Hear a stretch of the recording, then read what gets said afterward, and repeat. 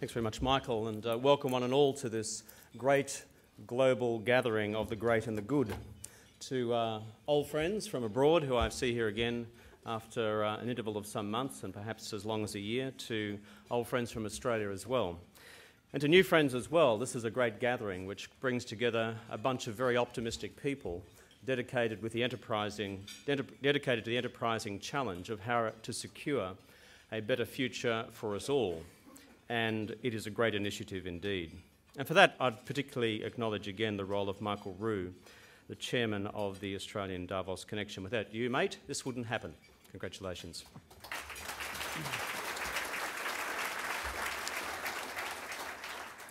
When the world's social, economic and political leaders gather at the World Economic Forum in Davos, there's one thing overwhelmingly on their mind, and that is the future. For those of us in politics, we're in the future business, or at least we should be in the future business. And if we're not in the future business, we shouldn't be in the business of politics. It's as basic as that. And when it comes to the future of this country, when it comes to the future of the world, I am an unapologetic optimist. The only things that limit us are the powers of our imagination and our capacity for political resolve and action. The task that the people charge us with in this country is to anticipate, to comprehend, and to deal with the challenges of the future. And then to identify for this nation a vision for the nation's future, and then to lead the way. That's what politics is about at one level. That's what Davos is about at a different level. And that's what I'd like to talk to you about today.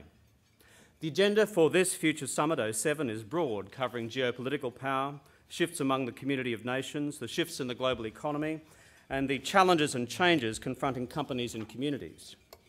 The ADC brings together today's leaders and recognises the need to harness and develop insightful leadership for tomorrow, principled leadership for tomorrow, optimistic leadership for tomorrow. Right now, as you in this room know full well, we are living through an era of rapid change where change is now the only constant. And in this first decade of the new century, the agenda of change is as rich and is as deep as it is broad. For our country, the challenge is how to secure our long-term prosperity once this mining boom is over, dealing with the climate change challenge and water before it's too late, the ageing and greying of our workforce. In our country, the future of fairness, or what we in Australia call the fair go, and fairness within our workplaces and fairness beyond our workplaces as well. The need to reform our federation, our federal system of government, currently the delivering agency of great inefficiencies to us all. And beyond our shores, the rise of China, the rise of India, and the rewriting of the geopolitical landscape as much as we are rewriting the global economic landscape as well. For the Pacific century is no longer a forward prospect, it is an emerging and current reality. And beyond that again, the rise of militant Islam and rebuilding our standing as Australia in the community of nations. If we are to truly succeed in this world of rapid and far-reaching change, we need to get ahead of the game. And we do that by making the most of the good times and preparing our nation to face the future. And last week, in our budget reply, I quoted a great American president who said simply to the America of his generation, "The time to fix the roof is when the sun is still shining." And that is our challenge to the Australia of our generation. Because the sun is shining on Australia at present, it is shining on the Australian economy at present, it is shining on much of the global economy at present. But the challenge of our generation is to make the most of this opportunity, to seize it with both hands and not to squander it. Nothing lasts forever, and for those of you slightly long in the tooth, you'll all remember that mining booms certainly don't last forever as well. And that's why we have to prepare for this future now. Prepare for the new wealth-generating industries of tomorrow. Prepare for the clean energy revolution that has the capacity to be the next great generator of the next tranche of economic growth and employment.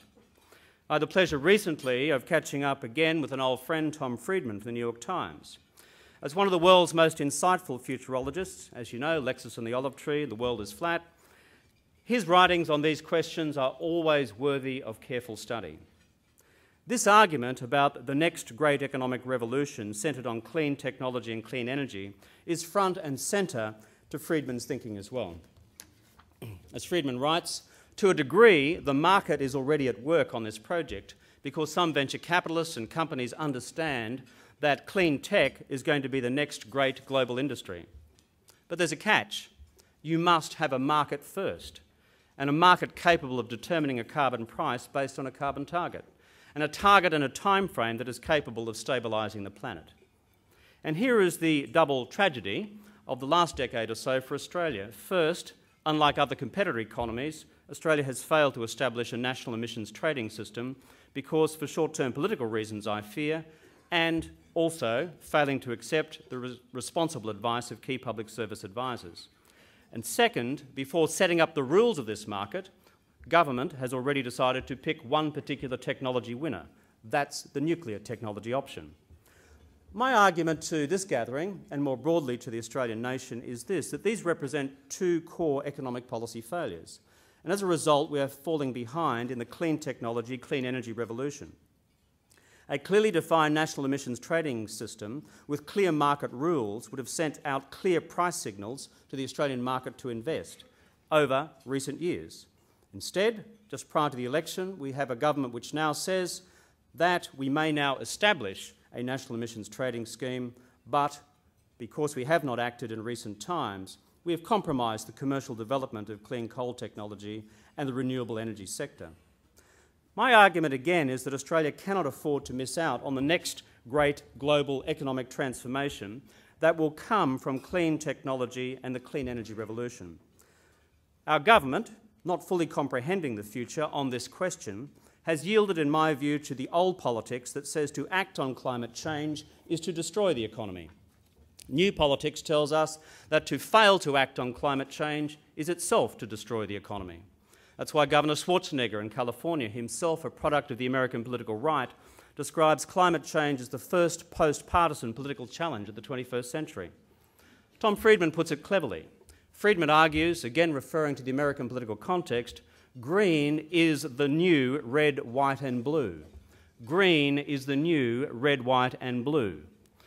That's why the demands of the 21st century economy demand that we forge a new national political consensus on climate change.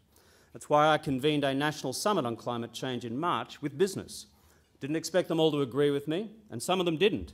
But they all agreed on one thing, and that's the need to establish a national market-based mechanism to deal with this challenge and rules for the market which are predictable for private companies to operate within.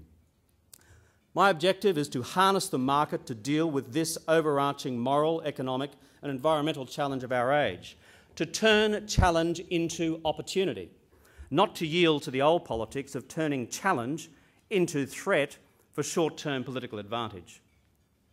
Apart from dealing with climate change in substance rather than soundbite, Australia also needs to deal with our long-term economic prosperity once the mining boom is over. Despite living through a time of strong economic growth and a strong world economy, we have so far in this country not sufficiently reinvested the economic dividends of these prosperous years in capacity building for the future. Our productivity growth is well below what it was in the 80s and 90s. These poor productivity numbers are masked in the general economic data by the magnitude of the impact of the mining boom. Not my data, it's official data. Productivity growth averaging 3.2% per annum in the mid-1990s, falling to 2.2% per annum by the turn of the decade, falling to the projected 1.5% per annum for the decade ahead. And the stunning number implied, but not explicitly stated in the budget papers last week, of zero productivity growth now. All masked by one key external event, the mining boom. A mining boom which is funneling huge amounts of capital into this economy by the day, by the week, by the month, and to the public revenue as well. So why is this so? There are, in our argument, two or three core reasons. We're falling behind many of our competitors in how much we invest in education. Second, our businesses are wrapped up in a red tape revolution rather than being enhanced by an education revolution. And third, our infrastructure, in particular our new infrastructure, needs new investment.